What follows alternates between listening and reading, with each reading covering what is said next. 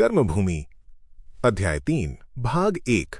लाला समरकांत की जिंदगी के सारे मंसूबे धूल में मिल गए। उन्होंने कल्पना की थी कि जीवन संधि में अपना सर्वस्व बेटे को सौंपकर और बेटी का विवाह करके किसी एकांत में बैठकर भगवत भजन में विश्राम लेंगे, लेकिन मन की मन में ही रह गई। ये तो मानी हुई बात थी कि वो अंतिम सांस तक विश्राम लेने वाले प्राणी न थे। लड़के को बढ़ता देखकर उनका हौसला और बढ़ता, लेकिन कहने को हो गया। बीच में अमर कुछ ढर्रे पर आता हुआ जान पड़ता था, लेकिन जब उसकी बुद्धि ही भ्रष्ट हो गई तो अब उससे में क्या आशा की जा सकती थी अमर में। और चाहे जितनी बुराइयां हों, उसके चरित्र के विषय में कोई संदेह न था, पर कुसंगति में पड़कर उसने धर्म भी खोया, चरित्र भी खोया और कुल मर्यादा भी खोई। लालाजी कुत्सित संबंध को बहुत बुरा न समझते थे। रईसों में यह प्रथा प्राचीन काल से चली आती है। वो रईस ही क्या जो इस तरह का खेल न खेले, लेकिन धर्म को छोड़ने को तैयार हो जाना, खुले खजाने समाज की मर्यादाओं को तोड़ डालना, ये तो पागलपन है, बल्कि गधापन। समरकांत का व्यावहारिक जीवन उनके धार्मिक जीवन से बिल्कुल अलग था। व्यवहार और व्यापार में वो धोखाधड़ी, छल प्रपंच सब कुछ क्षम्य समझते थे। व्यापार नीति में सन या कपास में कचरा भर देना, घी में आलू या घुइयां मिला देना औचित्य से बाहर न था, पर बिना स्नान किए वो मुंह में पानी न डालते थे। 40 वर्षों में ऐसा शायद ही कोई दिन हुआ हो कि उन्होंने संध्या समय की आरती न ली हो और तुलसी दल माथे पर न चढ़ाया हो। एकादशी को बराबर निर्जल व्रत रखते थे। सारांश ये कि उनका धर्म आडंबर मात्र था, जिसका उनके जीवन में कोई प्रयोजन न था।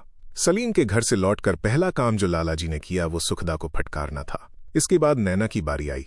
दोनों को रुलाकर वो अपने कमरे में गए और खुद रोने लगे। रातों रात ये खबर सारे शहर में फैल गई। तरह तरह की मिसकॉट होने लगी। समरकांत दिन भर घर से नहीं निकले, यहां तक कि आज गंगा स्नान करने भी न गए। कई असामी रुपए लेकर आए। मुनीम तिजोरी की कुंजी मांगने गए। लालाजी ने ऐसा डांटा कि वो चुपके से बाहर निकल गया। असामी रुपए लेकर लौट गए। खिदमतगार ने चांदी का गड़गड़ा लाकर सामने रख दिया। तंबाकू जल गया। लालाजी ने निगाली भी मुंह में न ली। 10 बजे सुखदा ने आकर कहा, आप क्या भोजन कीजिएगा? लालाजी ने उसे कठोर आंखों से देखकर कहा, मुझे भूख नहीं है। सुखदा चली गई। दिन भर किसी ने कुछ न खाया। 9 बजे रात को नैना ने आकर कहा, दादा आरती में न जाइएगा। लालाजी चौंके। हाँ, जाऊंगा क्यों नहीं, तुम लोगों ने कुछ खाया कि नहीं? नैना बोली, किसी की इच्छा ही न थी। कौन खाता? तो क्या उसके पीछे सारा घर प्राण देगा? सुखदा इसी समय तैयार होकर आ गई। बोली, जब आप ही प्राण दे रही हैं तो दूसरों पर बिगड़ने का आपको क्या अधिकार है? लालाजी चादर ओढ़कर जाते हुए बोले, मेरा क्या बिगड़ा है कि मैं प्राण दूं? यहां था तो मुझे कौन सा सुख देता था? मैंने तो बेटे का सुख ही नहीं जाना। तब भी जलाता था, अब भी जला रहा है। चलो भोजन बनाओ, मैं आकर खाऊंगा। जो गया उसे जाने दो, जो है उन्हीं को उस जाने वाले की कमी पूरी करनी है। मैं क्या प्राण देने लगा? मैंने पुत्र को जन्म दिया, उसका विवाह भी मैंने किया, सारी गृहस्थी मैंने बनाई, इसके चलाने का भार मुझ पर है। मुझे अब बहुत दिन जीना है, मगर मेरी समझ में ये बात नहीं आती कि इस लौंडे को ये क्या सूजी पठाने की पोती अप्सरा नहीं हो सकती? फिर उसके पीछे ये क्यों इतना लट्टू हो गया? उसका तो ऐसा स्वभाव न था। इसी को भगवान की लीला कहते हैं। ठाकुर द्वारे में लोग जमा हो गए। लाला समरकांत को देखते कई सज्जनों ने पूछा, अमर कहीं चले गए क्या? सेठ जी क्या बात हुई? लालाजी ने जैसे इस वार को काटते हुए कहा, कुछ नहीं, उसकी बहुत दिनों से घूमने घामने की इच्छा थी। पूर्व जन्म का तपस्वी है कोई, उसका बस चले तो मेरी सारी गृहस्थी एक दिन में लुटा दे। मुझसे ये नहीं देखा जाता। बस यही झगड़ा है। मैंने गरीबी का मजा भी चखा है, अमीरी का मजा भी चखा है। उसने अभी गरीबी का मजा नहीं चखा। साल 6 महीने उसका मजा चख लेगा तो आंखें खुल जाएंगी। तब उसे मालूम होगा कि जनता की सेवा भी वही लोग कर सकते हैं जिनके पास धन है। घर में भोजन का आधार न होता तो मेमरी भी न मिलती। किसी को और कुछ पूछने का साहस न हुआ, मगर मूर्ख पुजारी पूछ ही बैठा सुना। किसी जुलाहे की लड़की से फंस गए थे। ये अक्खड़ प्रश्न सुनकर लोगों ने जीभ काटकर मुंह फेर लिए। लालाजी ने पुजारी को रक्त भरी आंखों से देखा और ऊंचे स्वर में बोले, हाँ फंस गए थे। तो फिर कृष्ण भगवान ने 1000 रानियों के साथ नहीं भोग किया था। राजा शांतनु ने मछुए की कन्या से नहीं भोग किया था। कौन राजा है जिसके महल में 100-200 रानियां न हो? अगर उसने किया तो कोई नई बात नहीं की। तुम जैसों के लिए यही जवाब है। समझदारों के लिए यह जवाब है कि जिसके घर में अप्सरा सी स्त्री हो वो क्यों जूठी पत्तल चाटने लगा? मोहन भोग खाने वाले आदमी चबैने पर नहीं गिरते। ये कहते हुए लालाजी प्रतिमा के सम्मुख गए, पर आज उनके मन में वो श्रद्धा न थी। दुखी आशा से ईश्वर में भक्ति रखता है, सुखी भय से। दुखी पर जितना ही अधिक दुख पड़े उसकी भक्ति बढ़ती जाती है। सुखी पर दुख पड़ता है तो वो विद्रोह करने लगता है।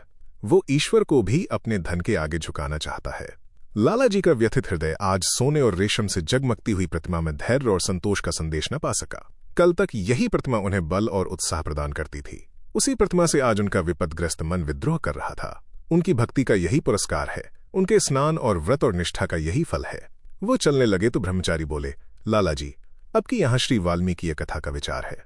लाला जी ने पीछे फिरकर कहा, हाँ हाँ, होने दो। एक बाबू साहब ने कहा, यहाँ किसी में इतना सामर्थ्य नहीं है, आप ही हिम्मत करें तो हो सकती है।